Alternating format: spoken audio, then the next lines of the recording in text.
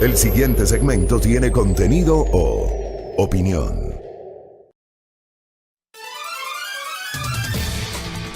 Muy bien, 6:25 de la mañana, saludos cordiales, gracias a nuestros internautas que ya se suman a nuestra transmisión por Facebook Live.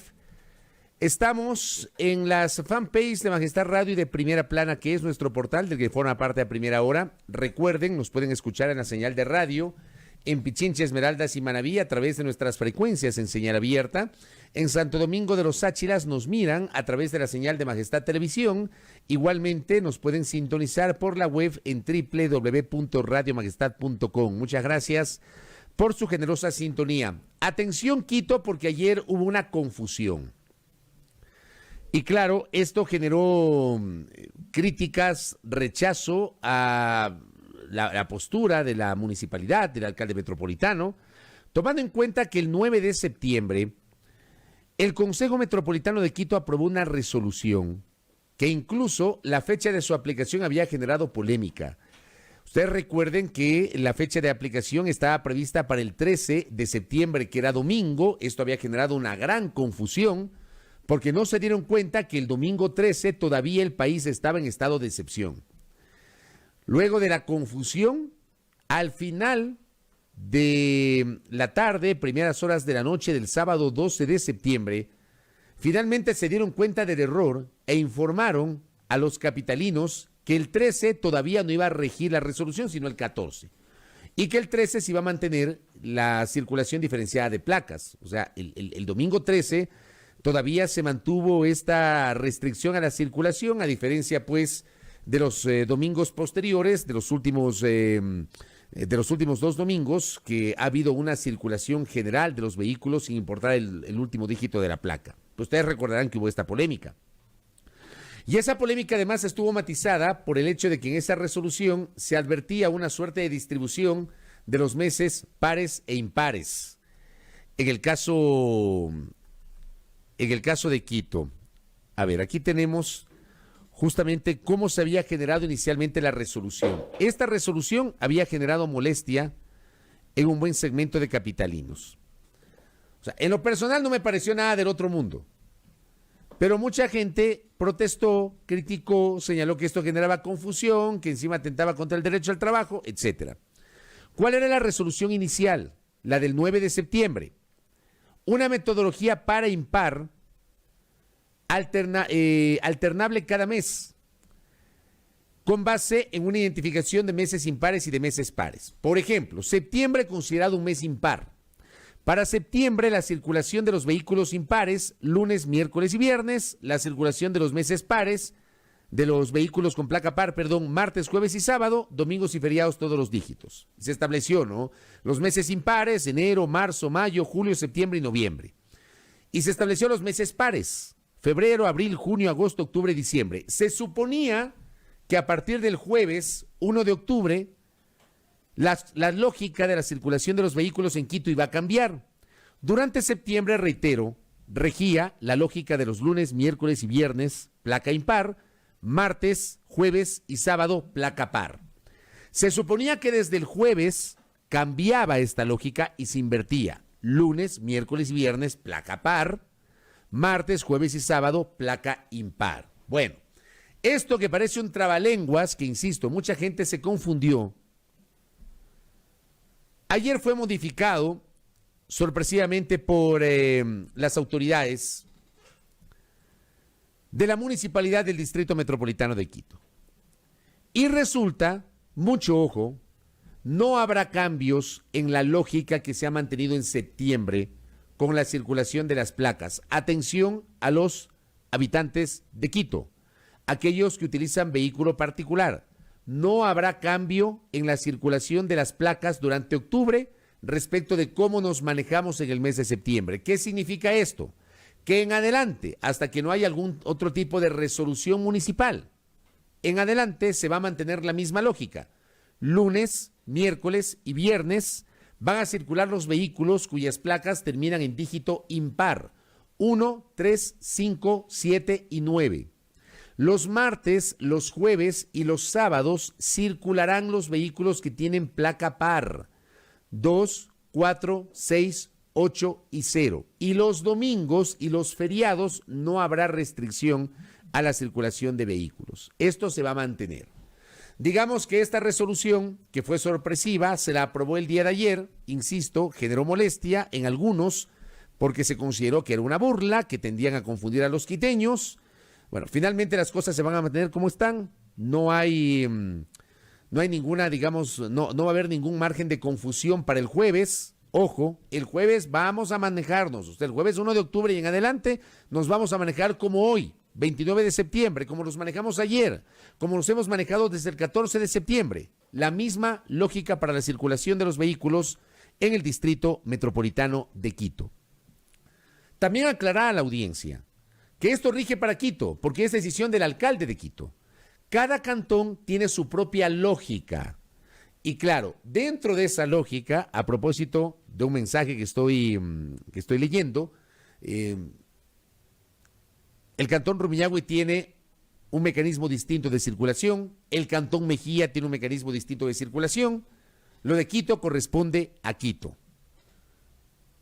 que es la resolución que acaba de ser aprobada. Pero insisto, es verdad, esto termina generando una confusión. Les pido, queridos oyentes, televidentes, internautas, informémonos, conozcamos la información para no dar lugar a que nos sancionen, porque esto también genera una serie de resquemores y una serie de dudas respecto del trabajo de los agentes metropolitanos de tránsito. No demos chance a que nos sancionen. Entendamos la lógica, no va a cambiar. Ya nos acostumbramos a una lógica durante septiembre, manejémonos de igual manera. En octubre seguirá la misma lógica para la circulación de vehículos. Y pedirle también a la municipalidad un poquito más de claridad sobre las resoluciones, porque esto genera confusión en la gente. Termina generando confusión. Porque en la mañana, me parece que la cuenta Twitter de la Agencia Metropolitana de Tránsito emitió una información y en la noche se emite otra información. Permítanme que por aquí había alguna referencia sobre el tema. Aquí está claro.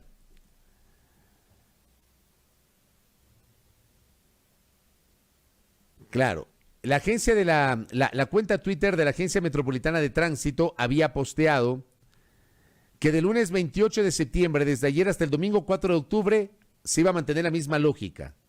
Y esto ya terminó generando confusiones.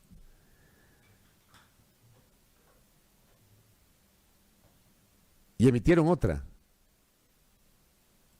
Esto generó confusiones, claro, a diferencia de lo que había posteado finalmente anoche el vicealcalde de Quito, que fue el que informó. Entonces creo que queda claro, ¿verdad? Creo que queda claro, no va a haber cambios en octubre, así que póngale ojo y no dé chance a que le sancionen. No den chance para que le sancionen, ¿ok? Mejor no saco el carro, dice por acá don Javier Mora. Muy bien, muy bien. Ok, hablemos de otros temas. Está ya lo de la circulación de Quito, que creo que era información relevante. Hablemos sobre los temas preelectorales, porque ayer hubo novedades. Ayer hubo novedades en el Consejo Nacional Electoral. Ayer nos sorprendió la renuncia del director de asesoría jurídica del Consejo Nacional Electoral. Ayer se hizo viral la carta de renuncia de quien se desempeñó en el cargo, el abogado Danilo Sebastián Zurita Ruales. Una carta dirigida con fecha de ayer a la presidenta del Consejo Nacional Electoral, Diana Tamaín, donde dice: por motivos de carácter personal, en la parte pertinente, pongo mi renuncia irrevocable al cargo de director nacional de asesoría jurídica, función que le he venido desempeñando desde el mes de mayo del presente año. O sea, el señor duró junio, julio, agosto, septiembre, 4 meses duró en funciones el señor. Habla de la renuncia irrevocable. Esto fue muy viral el día de ayer. Y fue viral por múltiples consideraciones, amables oyentes, televidentes e internautas. La Dirección de Asesoría Jurídica es el espacio que emite los informes sobre los temas que luego van a conocimiento del Pleno del Consejo Nacional Electoral. Por ejemplo, la Dirección de Asesoría Jurídica emitió los informes correspondientes que provocaron que la mayoría del Pleno del Consejo Nacional Electoral disponga la eliminación del registro de organizaciones políticas de 4 movimientos tras el informe de la Contraloría General del Estado que dispuso justamente la desaparición de esas organizaciones políticas, argumentando, al menos eso decía el informe de la Contraloría, que habían infringido con las normas asociadas a la recolección de firmas y los requisitos para poderse inscribir justamente como movimientos políticos. Nosotros, ustedes me han escuchado en varias ocasiones, quien les habla ha tenido una postura totalmente crítica respecto del papel de la Contraloría en este tema. O sea, yo sostengo que la Contraloría no tenía nada que hacer en este tema porque es una facultad privativa de la función electoral. Aquí tenía que haberse generado una resolución en su momento del Consejo Nacional Electoral primero y después del Tribunal Contencioso Electoral. Es lo que he sostenido y la Contraloría no tenía ningún papel acá. Sin embargo, la Contraloría hizo una auditoría, determinó que hubo procesos irregulares para el registro, para la entrega de las firmas, etcétera, y dispuso la eliminación de esas organizaciones políticas. A mi modo de ver, la Contraloría rebasó sus propias atribuciones.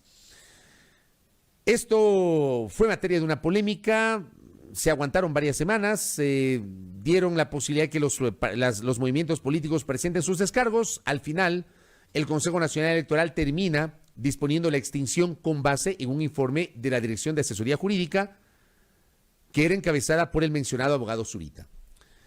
Y es esta instancia, amable audiencia, y esto es obviamente lo de fondo, es esta instancia la que debe emitir los informes respecto de los pedidos de inscripción de los candidatos a los cargos de elección popular, a la presidencia y vicepresidencia de la República, que forman parte de un binomio que constará en una papeleta, a los asambleístas nacionales y a los representantes al Parlamento andino. Menciono estos porque estos son elecciones de carácter nacional que deben ser dilucidadas por el Consejo Nacional Electoral, con base en informes de la Dirección de Asesoría Jurídica. Esta instancia, por ejemplo, ¿qué debe presentar como informe? Tiene que responder jurídicamente a la impugnación que se ha presentado en contra del precandidato a la presidencia por el movimiento Creo, Guillermo Lasso. Hay una impugnación formal presentada por varios colectivos. Ayer dialogamos justamente con una vocera de esos colectivos sobre la presentación de este recurso, argumentando que hay la presunción de que Guillermo Lasso supuestamente tiene recursos y tiene bienes domiciliados en paraísos fiscales, lo que contraviene las normas jurídicas vigentes a partir del pronunciamiento del pueblo ecuatoriano en la consulta popular del año 2017. Esto tiene que ser materia de un pronunciamiento por parte del Consejo Nacional Electoral y para generar ese pronunciamiento se debe contar con el informe de la Dirección de Asesoría Jurídica. Pero además, y dentro de lo más polémico, es esta instancia del Consejo Nacional Electoral, la Dirección de Asesoría Jurídica, la que tiene que emitir un informe respecto de la situación del binomio presentado por la alianza denominada Unión por la Esperanza, la de Centro Democrático y Fuerza Compromiso Social. Esta alianza, integrada para respaldar la candidatura del binomio Andrés Arauz, Rafael Correa, tiene que presentar un informe. Y ese informe evidentemente es materia de polémica. Hemos sido muy claros, se les ha explicado, hemos conversado con ustedes sobre el hecho de que Rafael Correa no podrá ser candidato por las consideraciones que ya las conocen ustedes. Hay una sentencia penal condenatoria y ejecutoriada en su contra, carece hoy de derechos políticos y no puede elegir y no puede ser elegido. La candidatura de Correa será indefectiblemente no calificada. No digo descalificada. No será calificada por el Consejo Nacional Electoral. Pero para esto se necesita un informe de la Dirección de Asesoría Jurídica. Ese no es el problema de fondo. El problema de fondo y la duda que existe en este momento es aquella vinculada a esta discusión provocada por algunos actores políticos y jurídicos respecto a la manera como Centro Democrático cumplió con el ejercicio de democracia interna para la nominación de la candidatura de Rafael Correa a la vicepresidencia de la República. Ustedes ya conocen y lo hemos conversado en varias ocasiones. Esta discusión sobre si es personal, personalísimo, presencial, que se registró, que lo hizo con firma electrónica, que llegó Andrés Arauz con una tablet y en la tablet estaba la imagen de Correa, etcétera, etcétera, etcétera.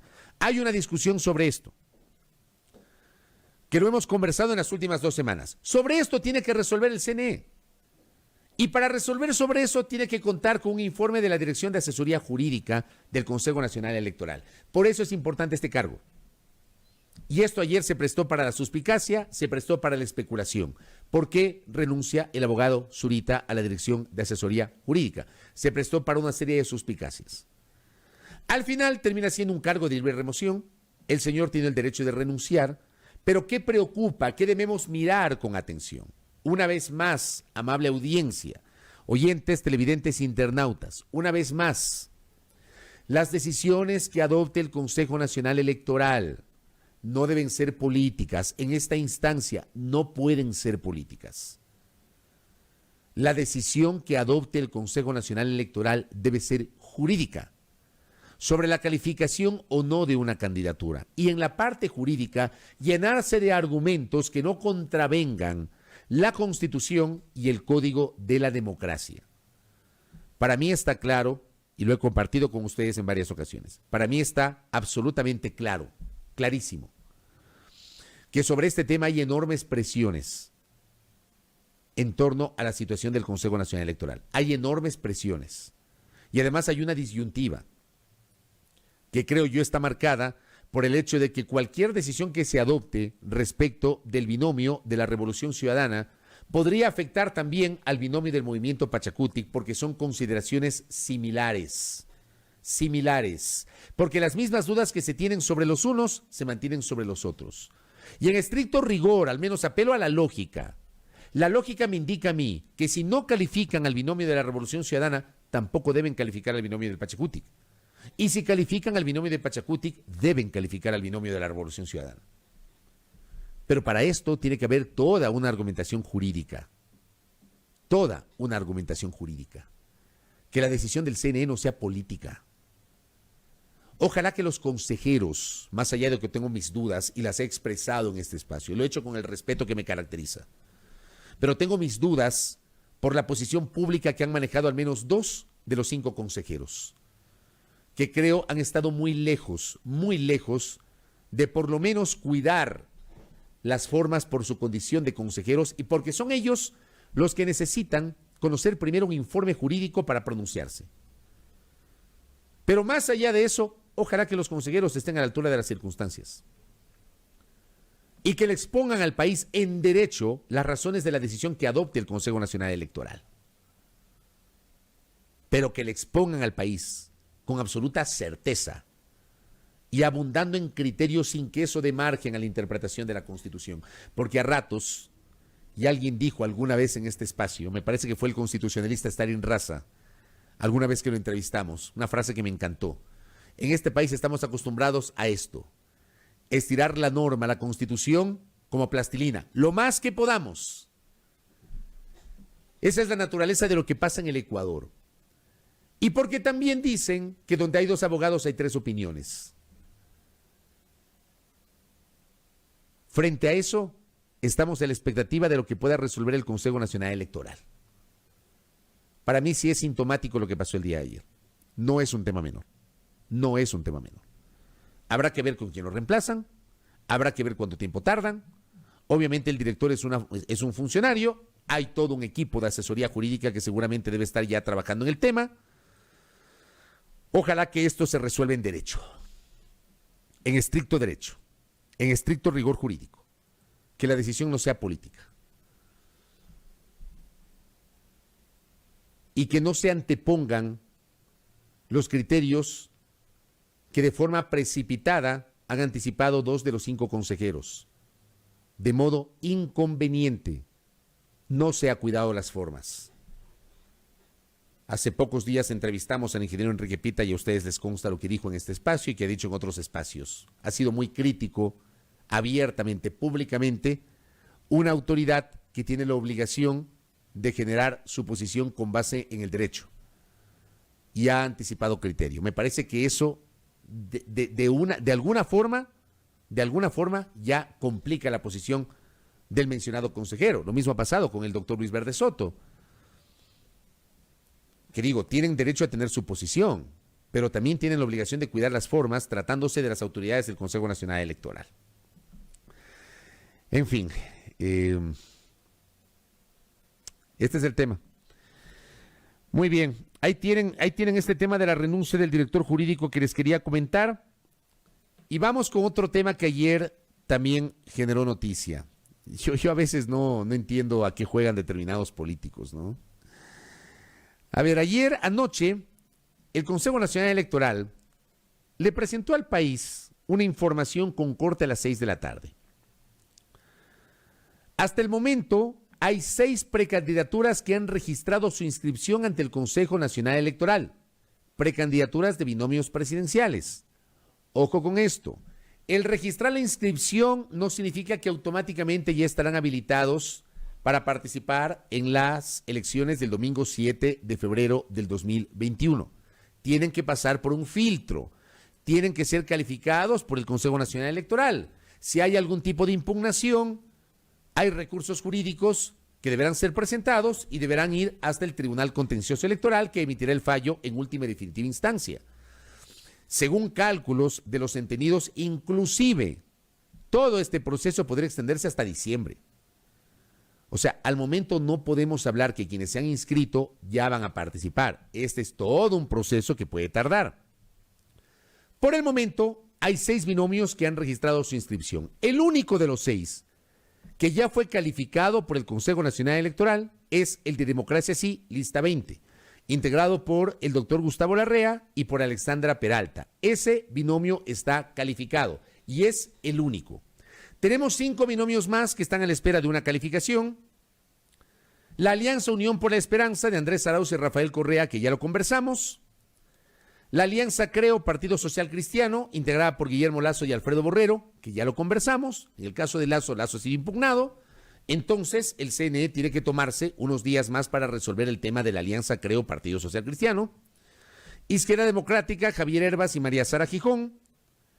Y aquí hay 2 temas que van a generar polémica, o al menos 2 precandidaturas que van a generar polémica. La de Libertades Pueblo. Libertades Pueblo finalmente oficializó la inscripción del binomio integrado por Juan Carlos Machuca como candidato a la presidencia y Cristóbal Luna como candidato a la vicepresidencia. Libertades Pueblo tiene 2 problemas. El primero, que no se sabe si esta organización política, que está ubicada en el casillero número 9, no se sabe si esta organización política va a poder participar con candidatos en las elecciones del 7 de febrero del 2021. Porque hay una resolución del Consejo Nacional Electoral que eliminó este movimiento político y la situación de Libertades Pueblo está hoy en manos del Tribunal Contencioso Electoral. Está en suspenso su situación. Ese es el primer problema. Y el segundo problema, esta organización política que lidera un hermano del presidente Lenín Moreno, el señor Gary Moreno, en el ejercicio de democracia interna, en esto que la gente pomposamente le llama las primarias, en la Convención de Libertades Pueblo, nominó otro binomio presidencial, integrado por Esteban Quirola, empresario y exprefecto de la provincia del Oro, y Juan Carlos Machuca. Resulta que hace 2 semanas, de hecho a Esteban Quirola lo entrevistamos la semana anterior en este espacio, el señor Gary Moreno le bajó el pulgar al señor Esteban Quirola, señalando que sobre su cadáver algún correísta o alguien que tenga alguna relación con el correísmo será candidato por su organización política. O sea, volvemos a esos discursos de cacicazgo que tanto se critican, pero que se los practican recurrentemente los movimientos y partidos políticos, ¿no? O sea, nuestros políticos son de estudio, son caso de estudio. Y también como que este movimiento político fuese uno de los non plus ultra de las organizaciones políticas del país, ¿no? Pero bueno, así se manejó. El señor Gary Moreno dijo que tenía evidencias, que tenía certezas de que el señor Esteban Quirola era un infiltrado del correísmo, le bajó el pulgar y no le permitió que se registre. Y registran la candidatura presidencial del señor Machuca. Pero el señor Machuca no fue designado en la Convención de Libertades Pueblo como candidato a la vicepresidencia, sino como candidato a la presidencia, sino como candidato a la vicepresidencia. Y aquí se podría aplicar, obviamente, la misma lógica que se está analizando para el caso de UNES y para el caso de Pachacuti. Dos problemas que tiene Libertades Pueblo. Pero lo que más me sorprendió es que en esta lista consta la inscripción del binomio de Unión Ecuatoriana, integrado por Washington Pesantes y Ramiro Horna. Resulta que Unión Ecuatoriana, al 23 de agosto, Unión Ecuatoriana figuraba como una organización política que supuestamente hizo su democracia interna, no sé cuándo la hizo ni cómo la hizo. Unión Ecuatoriana es la lista 19. Hablaron de la precandidatura de Washington Pesantes y de Ramiro Horna, cuando había que generar la inscripción, o la aceptación, mejor dicho, de la nominación de los precandidatos designados en la Convención de Unión Ecuatoriana. Ni el señor Pesantes ni el señor Horna aparecieron, nunca registraron la aceptación de sus nominaciones ante el Consejo Nacional Electoral, no lo hicieron, no aparecieron, y resulta que hoy aparecen con inscripción. O sea, está claro que la Dirección de Asesoría Jurídica debería rechazar esta candidatura, pero digo, también nuestros políticos son un caso, ¿no? O sea, si querían presentar la candidatura, si querían ser candidatos, cumplan con cada uno de los pasos. Me llamó la atención, anoche mismo hablé con la gente del Consejo Nacional Electoral y dije, a ver, ¿qué onda con el tema de Unión Ecuatoriana? Y me dicen, bueno, sobre esto evidentemente habrá que esperar el informe de asesoría jurídica que debe determinar si cumplieron con el ejercicio de democracia interna, si hubo la aceptación de la precandidatura, etcétera, etcétera, etcétera. O sea, a priori, Unión Ecuatoriana no cumplió. Y aquí no cabe la discusión de personalísimo, de personal, de presencial, de telemático, de la firma electrónica. No cumplió. Y por eso nosotros, en nuestro análisis previo, habíamos reducido de 19 a 16 los binomios que pasaron ese primer filtro. Resulta que no ha sido 16, sino 17. Entonces vamos a ver qué resuelve el Consejo Nacional Electoral en el caso de esta organización política Unión Ecuatoriana. Pero de verdad me parece tan raro, pero tan raro. El doctor Pesantes, por cierto, ya fue candidato presidencial y le fue bastante mal. Me parece que fue candidato en las elecciones de 2017. Y hoy se presenta nuevamente como candidato. ¿Qué les parece si revisamos cómo le fue al doctor Pesantes en 2017?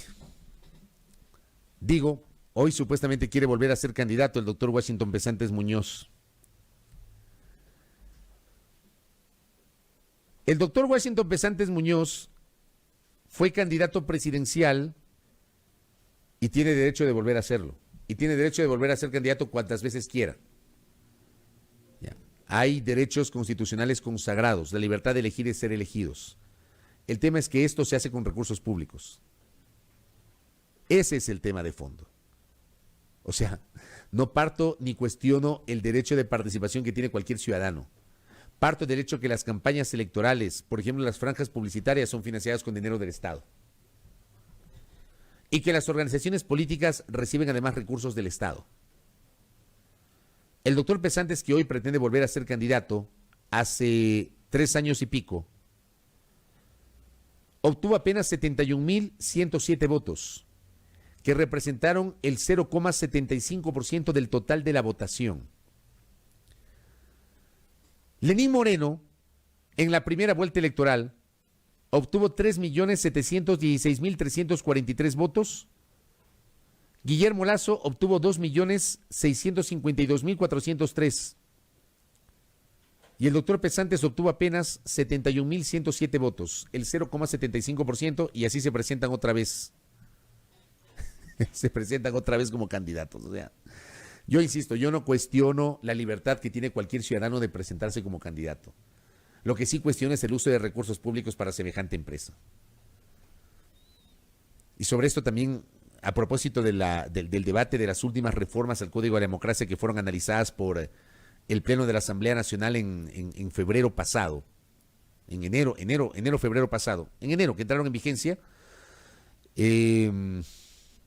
se discutía el hecho de que se debería incorporar una norma que implique que aquellos que obtengan menos de un porcentaje X, por ejemplo, había gente que hablaba menos del 4%, decían algunos, que obtengan menos del 4% de la votación deben devolver los recursos que el Estado les entregó para financiar la campaña electoral.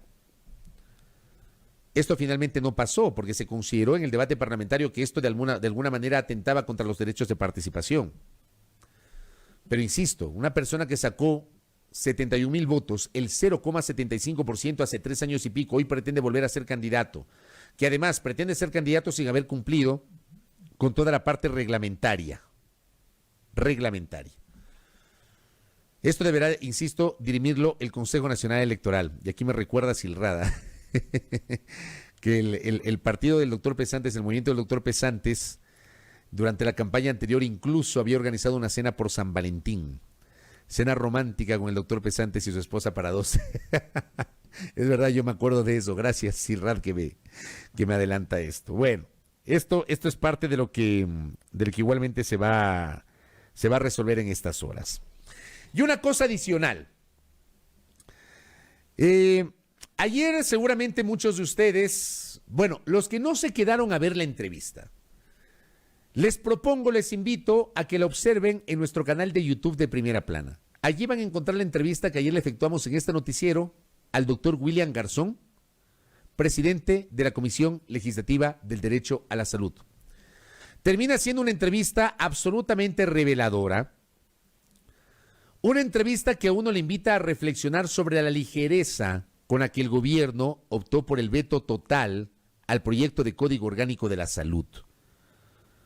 O sea, me imagino yo que el gobierno también tendrá sus argumentos, pero como yo expresaba el día de ayer, a mí no me cabe en la cabeza que todo el trabajo generado durante 8 años respecto de la construcción de la normativa lo hayan tirado al tacho de la basura en menos de un mes.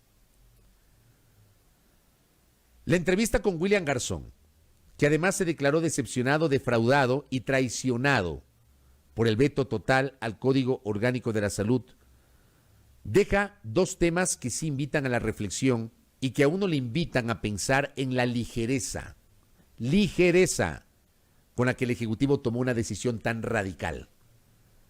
Yo no sé si al Ejecutivo, con todo respeto, no sé si a las autoridades del gobierno les dio pereza enviar a la Asamblea Nacional un veto parcial. Porque claro, para hacer el veto parcial hay que construir la normativa, hay que construir los textos alternativos, observar los textos que les interesa, sobre eso es construir los textos alternativos y enviarlos a la Asamblea. Yo no sé si les dio pereza. Pero según Garzón, a una semana de la finalización del plazo, era el sábado, el gobierno anunció el veto total el viernes, el plazo terminaba el sábado. A una semana no había certeza sobre la decisión del Ejecutivo. Y es más, había señales que no invitaban a reflexionar en un veto total. ¿Qué dijo Garzón el día de ayer? Y les insisto, les invito a que revisen esa entrevista que está subida en nuestro canal de YouTube. Explicó que una semana antes del veto, el veto se anunció el viernes pasado, el viernes 25 de septiembre. Garzón dijo que una semana antes se reunió en su condición de presidente de la Comisión del Derecho a la Salud con el equipo del Ministerio de Salud, cuyos miembros, palabras de William Garzón, solo le mencionaron 22 observaciones al contenido del Código Orgánico de la Salud y que allí, siempre según el asambleísta, no constaban los temas que generaron mayor controversia en el debate público. Una semana antes, la gente del Ministerio de Salud le dijo: solamente tenemos 22 observaciones sobre estos temas.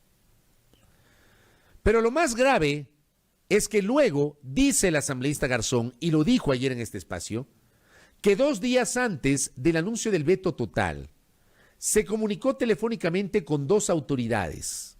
Habló del secretario general de la Presidencia y de la secretaria jurídica de la Presidencia. Y palabras textuales del asambleísta Garzón. Dice que le dijeron: no nos hemos reunido, le dijeron, no tenemos idea qué va a pasar con el COS. No nos hemos reunido con el presidente, ojalá podamos reunirnos el viernes. 2 días antes. Según el asambleísta Garzón, 2 autoridades del entorno presidencial le dijeron que no sabían qué iban a hacer con el COS, que no se han reunido con el presidente. Un código de 400 y pico de artículos. 2 días antes del anuncio del veto total, según esta versión del asambleísta, el gobierno no tenía idea de lo que iba a hacer. Le dijeron: no tenemos idea, no nos hemos reunido con el presidente. A mí no me cabe en la cabeza eso. Y resulta que 2 días después anuncian el veto total. 2 días después. Quiero hacerles una infidencia y estoy autorizado a hacerlo. Ayer tuve un diálogo telefónico con el secretario general de la presidencia, Nicolás Issa Wagner. Tuvo la bondad de llamarme a propósito de la entrevista con el asambleísta William Garzón. Y lo que me dice Nicolás Issa, es la versión del secretario general de la presidencia, es que sí habló con William Garzón, pero que le explicó que él no era el autorizado para decir absolutamente nada respecto del COS porque no era materia de su análisis. O sea, que el secretario general de la presidencia no tenía nada que ver con la situación del Código Orgánico de la Salud. Es lo que dice Nicolás Issa, que le explicó al asambleísta William Garzón.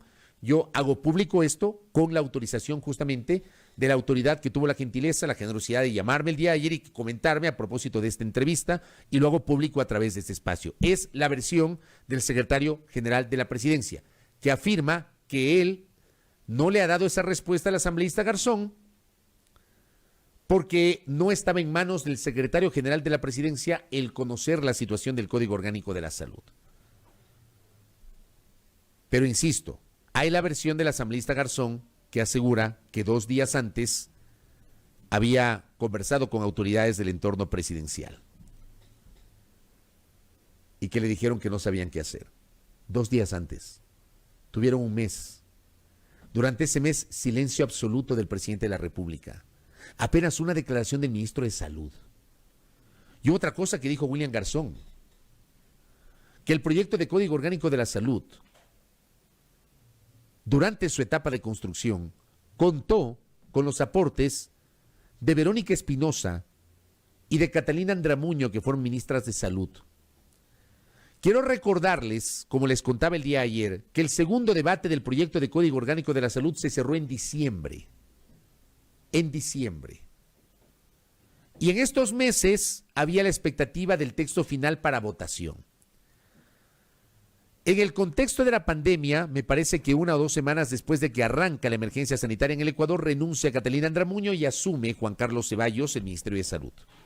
El asambleísta William Garzón reveló que nunca tuvo una reunión con el ministro de Salud actual para hablar sobre el contenido del COS, para pulir el texto final para votación.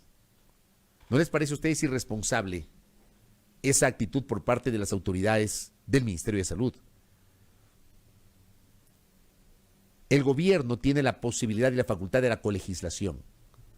Y bien pudo el señor ministro de Salud, inclusive, como lo comentamos el día de ayer, alertar algunos temas en su momento debido en diálogo con el presidente de la Comisión del Derecho a la Salud. Nada de eso ocurrió. Nada de eso ocurrió.